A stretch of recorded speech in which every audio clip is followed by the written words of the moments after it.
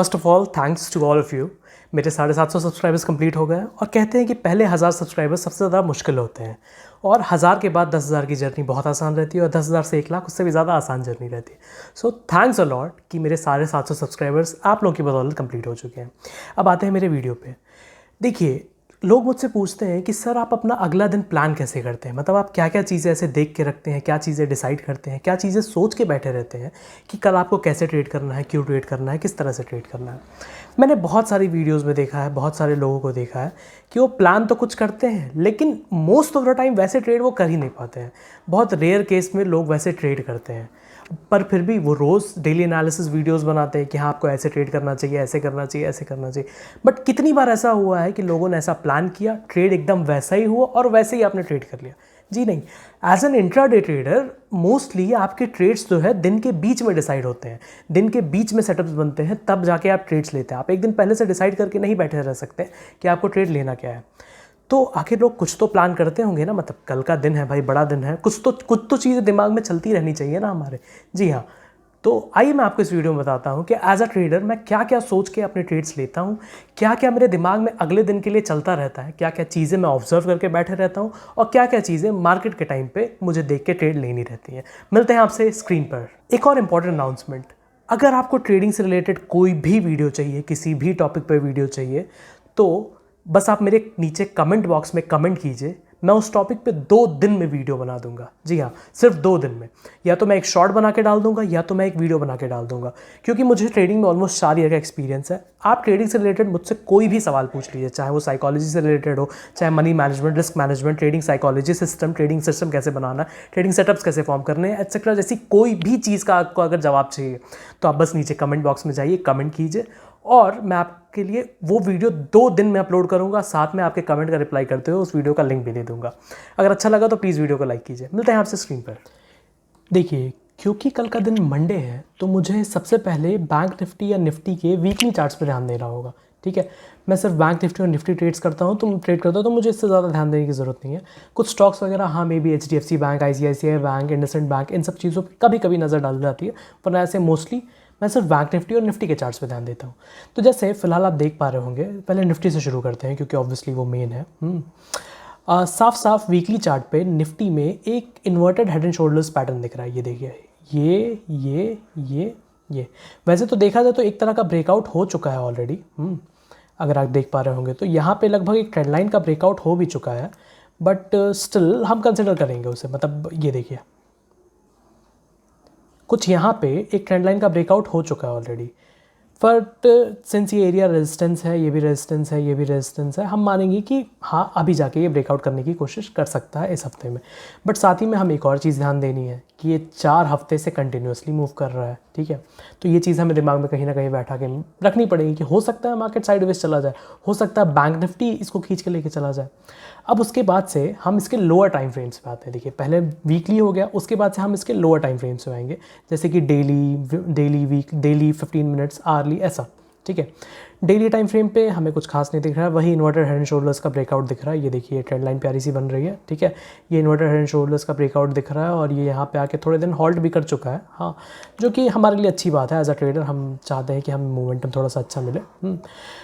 उसमें कुछ खास मुझे एनालिसिस दिख नहीं रही है। ठीक है, फिर आते हैं इससे भी छोटे टाइम फ्रेम पे। अब आवरली टाइम फ्रेम पे हम इसलिए आते हैं क्योंकि इसमें हमें सपोर्ट, रेजिस्टेंस, मेजर गैप्स वगैरह आराम से दिखते रहते हैं। ठीक है, इसमें भी देखिए, ये कुछ हमारा रेजिस्टेंस दिख रहा है, ये हमारा सपोर्ट दिख रहा है, ये रेजिस्टेंस दिख रहा है। ठीक है, हो सकता है मार्केट कल इसे ब्रेक कर दे, हो सकता है कल यहीं पे साइडवेज रह जाए। ठीक है, ये गैप है, ये गैप है, कुछ मेजर लेवल्स है, 18,000 का लेवल है, ये चीज़ हमें ध्यान में रखनी पड़ेगी।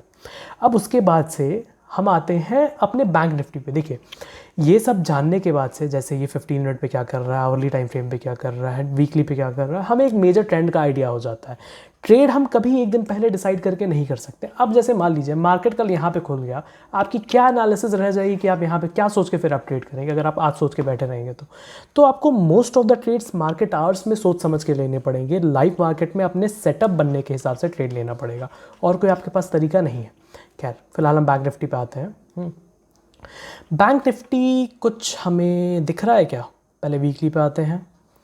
देखिए, वीकली पे बैंक निफ्टी अपने हाई के आसपास हॉल्ट कर रहा है। ये अगर आप देख पा रहे होंगे तो अपने ऑल टाइम हाई के पास यहाँ पे एक बार रिटर्न गया और दूसरी बार आके एक हॉल्ट कर रहा है, ठीक है। अगर आप ध्यान से देख पा रहे होंगे बैंक निफ्टी 2 वीक से इसी लेवल पे हॉल्ट कर रहा है। और ये कुछ मुझे कप एंड हैंडल टाइप का पैटर्न भी दिख रहा है, ये देखिए ये कप एंड हैंडल टाइप का पैटर्न बना है, ये हमें डेली टाइम फ्रेम पे ज़्यादा साफ दिखाई देगा, ठीक है। आते हैं डेली टाइम फ्रेम पे, साफ साफ डेली टाइम फ्रेम पे दिख रहा है कि ये कप एंड हैंडल, प्यारा सा कप एंड हैंडल बना रहा है। देखिए ये कितने दिन से एक ही लेवल में बसा हुआ है, ठीक है। अब जब भी ये अपना हाई क्रॉस करता है, जो कि है मेरे ख्याल से 41,500 के लेवल, ये कि होल नंबर का लेवल भी है, ये क्रॉस करेगा तो एक अच्छी खासी हमें क्लोजिंग, कुछ इस तरह की क्लोजिंग हमें मिल सकती है, एक ट्रेंडिंग मार्केट मिल सकता है। और ये हो सकता है हमें कल ही के रेट में मिल जाए, ये सिर्फ एक पॉसिबिलिटी है।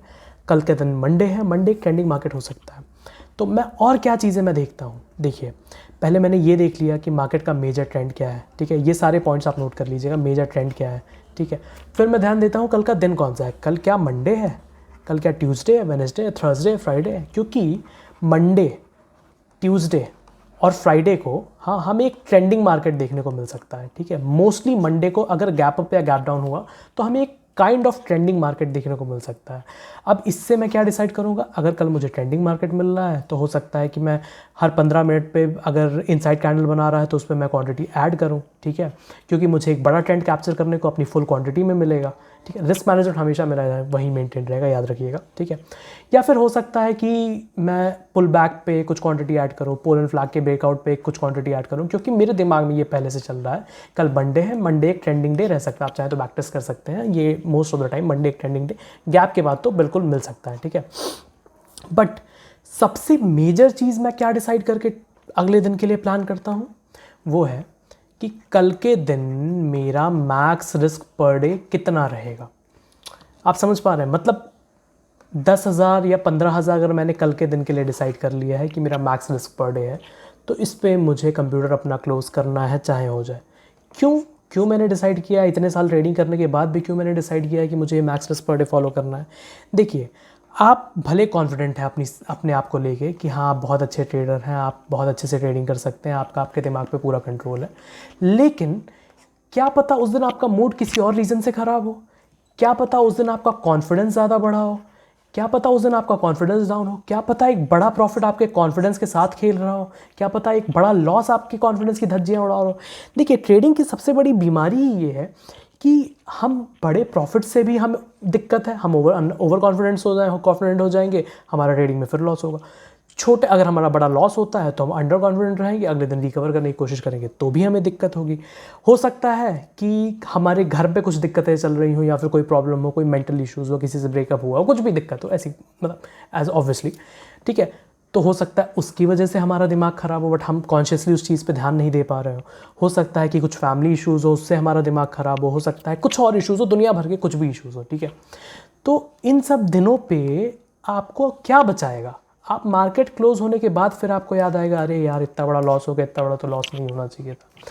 इन्हीं सब दिनों पे हमें अपना मैक्स रिस्क पर डे बचाएगा, ठीक है, क्योंकि आपको कॉन्शियसली नहीं पता है कल कौन सी चीज़ आपका मूड ख़राब कर सकती है। क्या पता सुबह होते ही आपको एक घटिया सा टेक्स्ट आ जाए किसी एक एक्स का या किसी भी चीज़ का, आपका मूड ख़राब हो जाए, ठीक है। मेरे साथ हो चुका है इसलिए बोल रहा हूँ। हाँ, क्या पता किसी का कुछ भी हो, किसी का कुछ हो जाए, मतलब आप समझ रहे हैं मैं क्या कहना चाह रहा हूँ।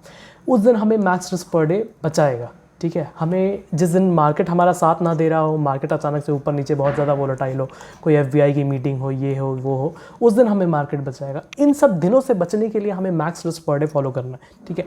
तो मैंने क्या बताया, मैं क्या क्या चीज़ों पे ध्यान देता हूँ, कल कौन सा दिन है, ठीक है, कल क्या मार्केट कर सकता है, क्या कल मार्केट ट्रेंडिंग हो सकता है, क्या कोई मेजर सपोर्ट रेजिस्टेंस है, क्या कोई ट्रेंड लाइन कहीं पे बन रही है, क्या कोई सपोर्ट रेजिस्टेंस कहीं पे बन रहा है, क्या कोई रेजिस्टेंस कहीं पे टूट रहा है, क्या कोई ट्रायंगल पैटर्न बन रहा है। इन सब चीज़ों पे मैं ध्यान देता हूँ।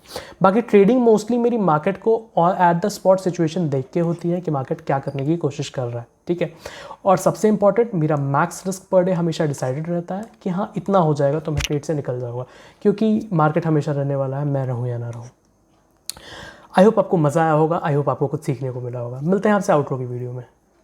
आई होप आपको मज़ा आया होगा, आई होप आपको कुछ सीखने को मिला होगा, आई होप आपको समझ में आया होगा कि जो चीज़ें लोग हमें इतने दिन से सिखा रहे हैं, सारी चीज़ें हमें एज इट इज़ नहीं फॉलो करनी। हम कुछ चीज़ें अपने हिसाब से चेंजेस कर सकते हैं, कुछ चीज़ें चेंज कर सकते हैं, कुछ सेटअप्स अपने आप से बना सकते हैं, कुछ अलग तरीके से ट्रेडिंग कर सकते हैं। सारी दुनिया में सब कोई अलग तरीके से ट्रेड करता है, किसी को स्विंग ट्रेडिंग पसंद होती है, किसी को इंट्राडे पसंद होती है। उसी तरह सब लोग भी अलग ट्रेडिंग से अलग तरीके से ट्रेड करते हैं। सबका रिस्क मैनेजमेंट अलग होता है, सबकी साइकोलॉजी अलग होती है।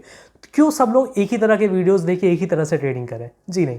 तो आई होप आपको कुछ सीखने को मिला होगा। अगर अच्छा लगा तो प्लीज़ मेरा video like share and subscribe कीजिए। मिलते हैं आपसे अगले वीडियो में, तब तक के लिए हैव अ ग्रेट डे।